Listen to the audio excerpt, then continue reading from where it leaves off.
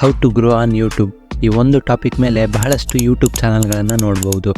ಆದರೆ ಈ ಎಲ್ಲ ಚಾನಲ್ಗಳಲ್ಲಿ ಒಂದು ಚಾನಲ್ ಮಾತ್ರ ಯೂಟ್ಯೂಬ್ನಲ್ಲಿ ಎಲ್ಲ ದೊಡ್ಡ ದೊಡ್ಡ ಚಾನಲ್ಗಳಿಗೆ ಟಕ್ಕರ್ ಕೊಟ್ಟಿದೆ.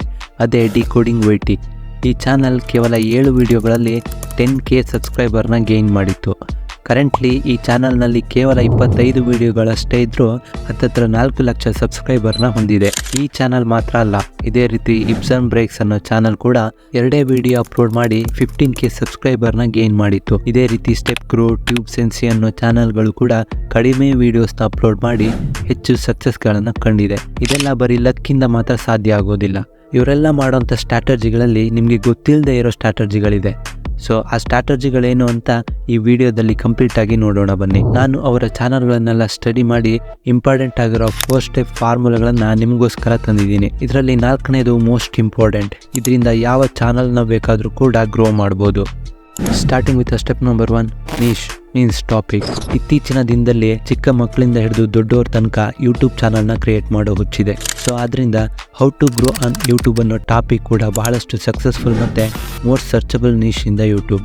ಸೊ ಇದನ್ನು ಕರೆಕ್ಟಾಗಿ ತಿಳ್ಕೊಂಡಿರೋ ಡಿಕೋಡಿಂಗ್ ವೈಟಿ ತನ್ನ ಯೂಟ್ಯೂಬ್ ಚಾನಲಲ್ಲಿ ಯೂಟ್ಯೂಬ್ ಗ್ರೋತ್ಗೆ ಸಂಬಂಧಪಟ್ಟ ವೀಡಿಯೋಸ್ನ ಅಪ್ಲೋಡ್ ಮಾಡ್ತಾರೆ. ಇದರಿಂದ ವೀಡಿಯೋಸ್ ಹೆಚ್ಚು ವೈರಲ್ ಆಗೋದ್ರ ಜೊತೆಗೆ ಹೆಚ್ಚು ವ್ಯೂಸ್ ಕೂಡ ಬರುತ್ತೆ. ಹಾಗಾದರೆ ನೀಶ್ ಚೆನ್ನಾಗಿದ್ರೆ ಸಾಕ ಯೂಟ್ಯೂಬಲ್ಲಿ ಬೆಳೆಯೋಕೆ? ಖಂಡಿತ ಇಲ್ಲ. ಯಾಕೆ ಅಂತ ನೋಡೋದಾದರೆ it leads to the step number 2, quality content. Decoding YT ತನ್ನ ವಿಡಿಯೋಗಳಲ್ಲಿ ಎಷ್ಟು ಕ್ವಾಲಿಟಿ ಕಂಟೆಂಟ್ಗಳನ್ನು ಇಡ್ತಾರಂದ್ರೆ ಜನರು ಬೇಗ ಕನೆಕ್ಟ್ ಆಗ್ತಾರೆ. ಅವರು ಏನಕ್ಕೆ ಆ ವಿಡಿಯೋನ ಕ್ಲಿಕ್ ಮಾಡ್ತಾರೋ ಅದಕ್ಕೆ ಸಂಪೂರ್ಣ ವ್ಯಾಲ್ಯೂ ಅಡಿಷನ್ ಮಾಡ್ತಾರೆ. ಇದಕ್ಕೆ ಕಾಂಪ್ಲಿಮೆಂಟ್ ಆಗೋ ರೀತಿ ಅವರು ಈ 3 ಥಿಂಗ್ಸ್ನ ಫಾಲೋ ಮಾಡ್ತಾರೆ: thumbnail, voice over and editing. ಒಂದು ವಿಡಿಯೋ ಅಥವಾ ಯೂಟ್ಯೂಬ್ ಚಾನಲ್ ಸಕ್ಸಸ್ ಕಾಣಬೇಕು ಅಂದರೆ ಥಂಬ್ನೈಲ್ ತುಂಬಾನೇ ಇಂಪಾರ್ಟೆಂಟ್ ಆಗುತ್ತೆ. ಡಿಕೋಡಿಂಗ್ ವೈಟಿ ತನ್ನ ಥಂಬ್ನೈಲ್ಸಲ್ಲಿ ಕನ್ಸಿಸ್ಟೆನ್ಸಿ ಮೇಂಟೈನ್ ಮಾಡ್ತಾರೆ. ಇವರಷ್ಟೇ ಅಲ್ಲ, most of the successful YouTubers ಎಲ್ಲ ತಮ್ಮ ಥಂಬ್ನೈಲ್ಸ್ಗಳಲ್ಲಿ ಮೋಸ್ಟ್ ಐಡೆಂಟಿಕಲ್ ಆಗಿ ಇಡ್ತಾರೆ. ಇದರಿಂದ ಅವ್ರದ್ದೇ ಒಂದು ಬ್ರ್ಯಾಂಡ್ ಬೆಳೆಯೋದ್ರ ಜೊತೆಗೆ ಯೂಟ್ಯೂಬ್ ಆಲ್ಗಾರಿಥಮ್ಗೆ ತುಂಬಾ ಹೆಲ್ಪ್ ಆಗುತ್ತೆ. ನೀವು ಕೂಡ ಕ್ಲಿಕೇಬಲ್ ಥಂಬ್ನೈಲ್ಸ್ನ ಹೇಗೆ ಮಾಡಬೇಕು ಅಂತ ತಿಳ್ಕೊಬೇಕಾದ್ರೆ ನಮ್ಮ ಚಾನಲ್ನ ಸಬ್ಸ್ಕ್ರೈಬ್ ಮಾಡಿಕೊಂಡು ಕಮೆಂಟ್ ಬಾಕ್ಸ್ನಲ್ಲಿ ಥಂಬ್ನೈಲ್ಸ್ ಅಂತ ಕಮೆಂಟ್ ಮಾಡಿ.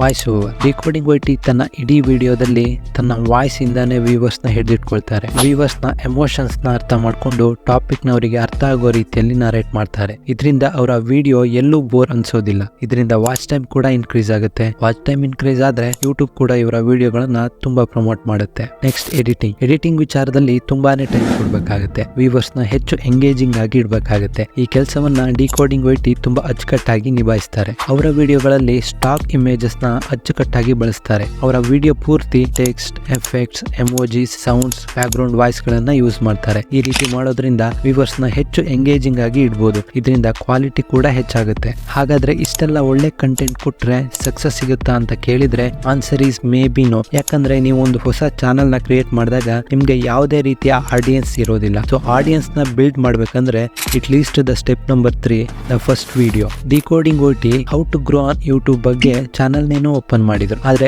ಅವರಿಗೂ ಕೂಡ ಯಾವುದೇ ಆಡಿಯನ್ಸ್ ಸಪೋರ್ಟ್ ಇರಲಿಲ್ಲ. ಸೊ ಆಡಿಯನ್ಸ್ ನ ಗೇನ್ ಮಾಡೋಕೆ ಅವರ ವೆರಿ ಫಸ್ಟ್ ವಿಡಿಯೋ ಆಲ್ಗ್ರೋ ಮೇಲೆ ಮಾಡಿದ್ರು. ಇದನ್ನ ಟ್ರೆಂಡ್ ಜಾಕ್ ಅಂತಾನೂ ಕರಿಬಹುದು. ಆ ಟೈಮಲ್ಲಿ ಈ ನಿಶಲ್ಲಿ ಮೋಸ್ಟ್ ಪಾಪ್ಯುಲರ್ ಆಗಿದ್ದ ಯೂಟ್ಯೂಬರ್ ಆಲ್ಗ್ರೋ. ಇವರ ಮೇಲೆ ವಿಡಿಯೋ ಮಾಡಿದ್ರಿಂದ ಇವರ ಚಾನಲ್ ಕೂಡ ಹೆಚ್ಚು ಪಾಪ್ಯುಲರ್ ಆಯ್ತು. ಬಿಕಾಸ್ ಯೂಟ್ಯೂಬ್ ಕೂಡ ಟಿಕ್ ಟಾಕ್ ತರಾನೇ ಯಾರೇ ಹೊಸ ಚಾನಲ್ ಮಾಡಿದ್ರು ಅವರ ಮೊದಲ ವಿಡಿಯೋನ ಜಾಸ್ತಿ ಪ್ರಮೋಟ್ ಮಾಡುತ್ತೆ. ಹೀಗಾಗಿ ಈ ಟ್ರಿಕ್ ಗೊತ್ತಿದ್ದ ಡಿಕೋಡಿಂಗ್ ವೈಟಿ ತನ್ನ ಫಸ್ಟ್ ವಿಡಿಯೋದಲ್ಲೇ 100K ಪ್ಲಸ್ ವ್ಯೂಸ್ ನ ಪಡೆದ್ರು. ಹೀಗಾಗಿ ಆಡಿಯನ್ಸ್ ಕೂಡ ಬಿಲ್ಡ್ ಆದ್ರು. ಇದೆಲ್ಲದ್ರ ಜೊತೆಗೆ ನಿಮ್ಗೆ ಸ್ಟ್ರಾಟಜಿ ನಂಬರ್ 4 ಗೊತ್ತಿರಲೇಬೇಕು. ಅದೇ the right way of script. Script ಅನ್ನೋದು ಯೂಟ್ಯೂಬ್ ವಿಡಿಯೋದ ಸೋಲ್ ಅಂತಾನೆ ಹೇಳ್ಬೋದು. ನೀವು ವಿಡಿಯೋನ ಹೇಗೆ ಪ್ರೆಸೆಂಟ್ ಮಾಡ್ತೀರಾ ಅನ್ನೋದು ನಿಮ್ಮ ಸ್ಕ್ರಿಪ್ಟ್ ಮೇಲೆ ಡಿಪೆಂಡ್ ಆಗಿರುತ್ತೆ. ಡಿಕೋಡಿಂಗ್ ವೈಟಿ ತನ್ನ ಸ್ಕ್ರಿಪ್ಟ್ ಮೂಲಕನೇ ಆಡಿಯನ್ಸ್ ನ ಸೆಳಿತಾರೆ. ಯೂಟ್ಯೂಬ್ ವಿಡಿಯೋಸ್ ದಲ್ಲಿ ಫಸ್ಟ್ 30 ಸೆಕೆಂಡ್ ತುಂಬಾನೇ ಇಂಪಾರ್ಟೆಂಟ್ ಆಗುತ್ತೆ. ಈ 30 ಸೆಕೆಂಡ್ ವ್ಯೂವರ್ಸ್ ನಿಮ್ಮ ವಿಡಿಯೋನ ನೋಡ್ಬೇಕೋ ಬೇಡವೋ ಅನ್ನೋದು ಡಿಸೈಡ್ ಮಾಡ್ತಾರೆ. ಹಾಗಾಗಿ ಅಲ್ಲಿ ನೀವು ಬೇಡದೇ ಇರೋ ವಿಚಾರಗಳ ಬಗ್ಗೆ ಮಾತನಾಡಬಾರ್ದು. ಡೈರೆಕ್ಟ್ ಆಗಿ ಈ ವಿಡಿಯೋ ನೋಡಿದ್ರೆ ವ್ಯೂವರ್ಸ್ಗೆ ಏನ್ ವ್ಯಾಲ್ಯೂ ಸಿಗುತ್ತೆ ಅಂತ ಹೇಳಬೇಕು. ಹಾಗೆ ವ್ಯೂವರ್ಸ್ ನ ಮನಸ್ಸಲ್ಲಿ ಕ್ವೆಶ್ಚನ್ ನ ಹುಟ್ಟಾಕಬೇಕು. Throughout the video audience ನ ಕ್ಯೂರಿಯಸ್ ಆಗಿ ಇಡಬೇಕು. ಸೊ ಸ್ಕ್ರಿಪ್ಟ್ ನ ಹೇಗೆ ಬರಿಬೇಕು, ಹೇಗೆ ಪ್ರೆಸೆಂಟ್ ಮಾಡಬೇಕು ಅಂತ